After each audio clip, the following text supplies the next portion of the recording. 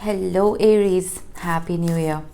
Welcome to your reading for January 2023. This is for Aries, Sun, Moon, Rising and Venus. Please make sure you check all your placements to get a clear picture of what's going on for you at this time. As always, this is a general reading. It may or may not resonate for all of you. Please take the bits that do resonate and leave the rest behind for somebody else.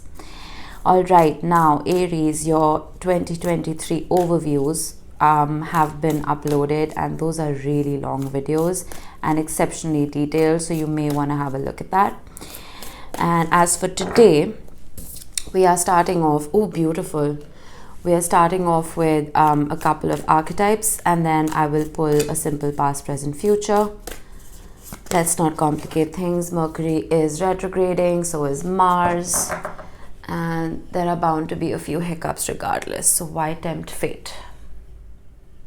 Now when it comes to the flame, this is quite perfect for you Aries, because you being cardinal fire, as I always like to mention, this is Agni, right? And this talks about, well, to an extent, our solar plexus and sacral chakras, right? This is that fire that burns within us, within every one of us. But when it comes to excuse me, fire signs, like yourself, I feel like this flame it's more visible, not just to the people around you, but to you as well. It's almost like you can feel it. You can feel that passion, that drive. Because Mars is retrograding, Mars is your ruler. It should be out of retrograde on the 12th. It will still be in shadow for a month after that. But you will notice that if you've been trying to extinguish that flame within you, okay, if there's been some kind of, like I said, passion, desire to do something or be someone, if you felt like your path was overridden with obstacles and you couldn't move forward, and something or someone was constantly trying to extinguish that Agni, right, I feel like all of that is going to start changing. And the flame does talk about a spark. It does talk about mental clarity. It's that epiphany that comes about, right? So again, with Mercury retrograding, epiphanies can be a little difficult, but again, Mercury will go direct on the 18th. So since this is a monthly overview, I would expect post 20th things should start moving ahead for you. You will be able to experience that flame and that fire again. This could apply to relationships as well. If things have been complacent and they've just been dull, right, I would expect a rejuvenation there. Now, Gnosis or Gnosis, I don't know how to pronounce it. This is a slightly esoteric card. This talks about an innermost knowing, okay? This is true knowledge. This is archetypal knowledge that is passed down from your ancestors and even from your past self, from a past life. This isn't, facts and figures and logic that you can find on a bookshelf, right? So this is almost like a deep inner knowing. This is something that involves those esoteric studies. It involves mysticism and alchemy and healing. And it could also, to an extent, involve science. Why I'm saying that is because now we are entering the age of Aquarius, right? Saturn is going to be making its way into Aquarius. It will retrograde back into Pisces, but then eventually it's going to move into Aquarius and stay there. Aquarius as an energy, as an archetype, is the mad scientist, right? This is giving power to all those crazy experimental ideas that crop up through that flame, okay? So you could be delving deeper into metaphysics. You could be delving deeper into quantum physics, into something that merges science and, well, the occult.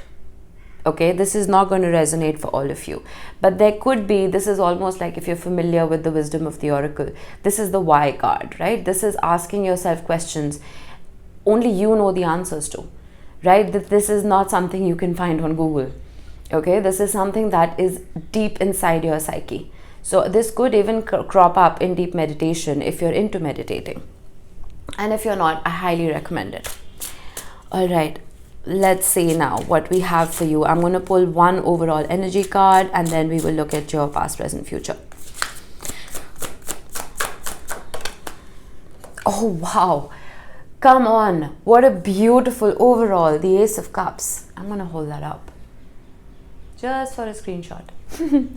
Lovely energy, Aries. Like I said, if that flame has been extinguished and you feel like, you know, your love life is going nowhere, that's changing. Most certainly. All right, let's see. What was in the recent past for you, Aries?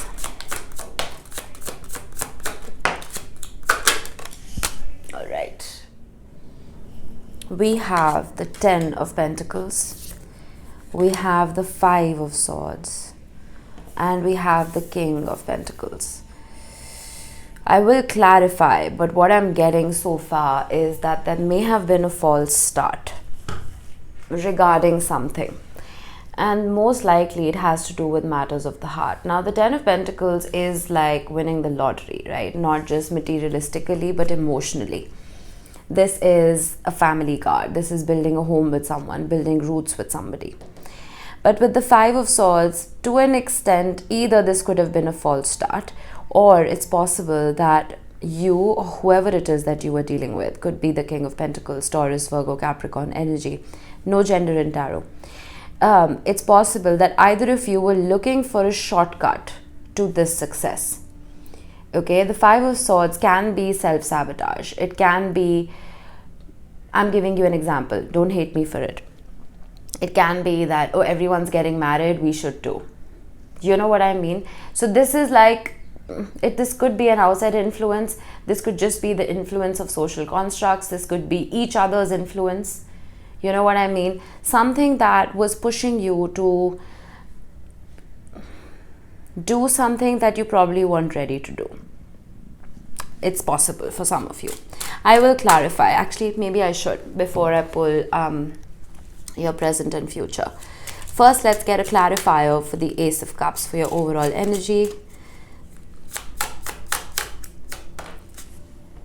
We have the 6 of Wands. So there is victory to be seen here. There is going to be success. There's going to be the right kind of attention. And there will be, this is victory after a long battle. So if you have been struggling, this is clearly a love reading. I'm not going to make this up. The Ace of Cups is your overall energy card. So yeah, we will get back to that. But let me clarify the 10 of Pentacles. We have the Death card. Like I said, there was something that wasn't as hunky-dory as you would have liked. Something that needed to be transformed before it could be made permanent. Does that make sense? Because again, the 10 of Pentacles and the Death card, this is like the universe saying that the seed that you are planting is dormant. It's not going to grow. So you might as well look for a viable seed that can be planted and grow into that beautiful oak that will protect you for the rest of your life. So something may have changed. Some of you may have dissolved a partnership even. You may have dissolved a relationship. Let's see. Why is the 5 of Swords here? 8 of Wands. I feel like communication may have played a massive role in this dissolvement. Again, like I said, with Mercury and Mars both in retrograde, Mars is retrograding in Gemini, which is ruled by Mercury. So that's a double whammy right there, right? So this can cause about a whole lot of confusion, miscommunication, misdirected words and emotion. It's just a whole lot of like he said, she said, and nothing comes out of it. Okay, so words could have been, well, misconstrued.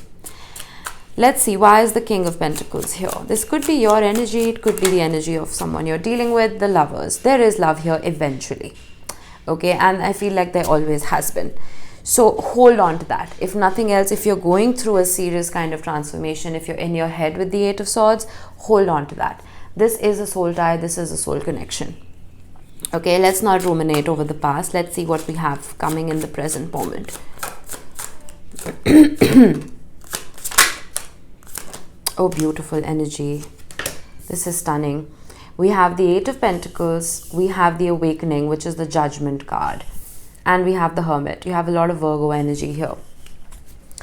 With the 8 of Pentacles, this is something that needs to be worked upon. All right, the 8 of Pentacles is a card of looking at the intricacies of something and making sure you don't miss a spot. Okay, so if things were being brushed under the rug in the past, if you felt like, oh, you know, let's not talk about it, it's just going to create more conflict, I feel like that is a thing of the past. I feel like you are truly looking at the details and the intricacies of your relationship, both of you, right? And making sure you iron out all the kinks.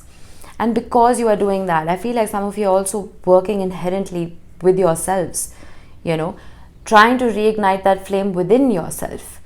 And because that work is being done, there is a chance for a reawakening. There is a chance for that judgment, for you to have a second go with this, okay? And the awakening card could just be an awakening that happens within you towards someone else, or from someone else towards you, right? It's a realization, that aha moment, that epiphany that I've been talking about.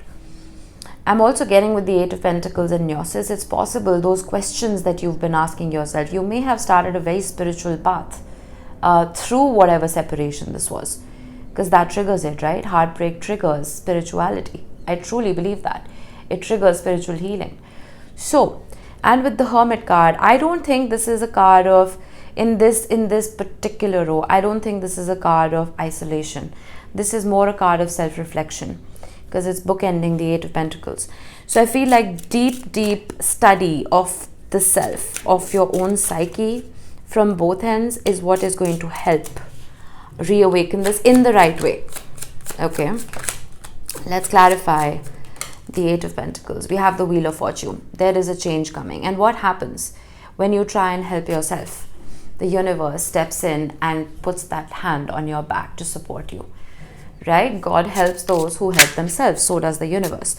So I feel like with the Wheel of Fortune, the universe is taking the wheel. It is realizing that you are doing the inner work, or you've already done the inner work, and it's bringing about a shift. The Death card and the Wheel of Fortune, that is powerful energy. Why is Judgment or the awakening here? The Two of Cups. How beautiful is this reading, Aries? This is stunning energy. What is the Two of Cups? It is two Aces of Cups coming together to create harmony and balance. It is two very full Aces of Cups. I have been saying you've both been working on yourselves individually, and that is what is bringing this into harmony for you. Wow, you can't make this reading up. I'm not a sugarcoater, man, but I can't help it. Look at the table. This is union. This is physical, spiritual, emotional union of two people who are on the same frequency, on the same wavelength. Stunning. Why is the Hermit here?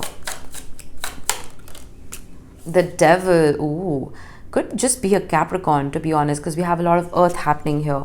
So I'm also getting with the Hermit and the Devil that introspection that I've been talking about, right? It is possible that you had to do a whole lot of shadow work to get here, right? With the Death, the Wheel of Fortune, Judgment, and the Devil and the Lover, this is heavy energy, right? This transformation with Gnosis showing up wasn't easy. You had to probably go through a couple of dark nights of the soul, right? There could have been a whole lot of trauma healing that had to have happened here for this to come back to fruition. I was wondering why Gnosis was here. You most likely had to go through a spiritual awakening, both of you. Let's see for the future.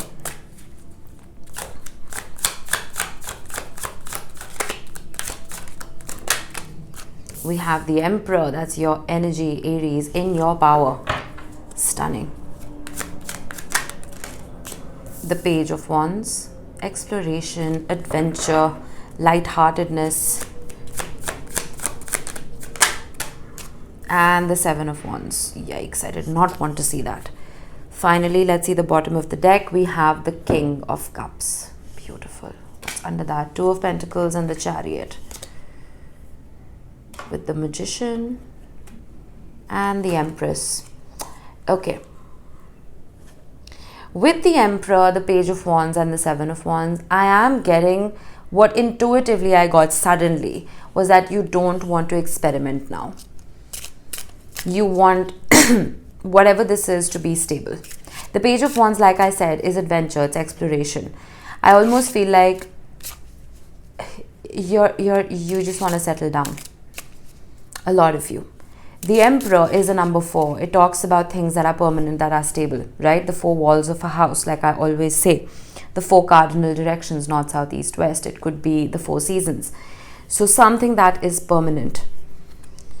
And with the 7 of Wands, I feel like you're almost just saying no to any other options that come your way. Because with the King of Cups, we do have the Chariot and the 2 of Pentacles. You don't want to juggle anything. You want to solely focus your energy on this one particular option that you have, right? Let's see the Emperor. The Page of Wands. A part of you still wants to explore. Let's be honest. Right, being cardinal fire with that flame, I feel like once that flame reawakens, it increases that chance of that Kundalini awakening.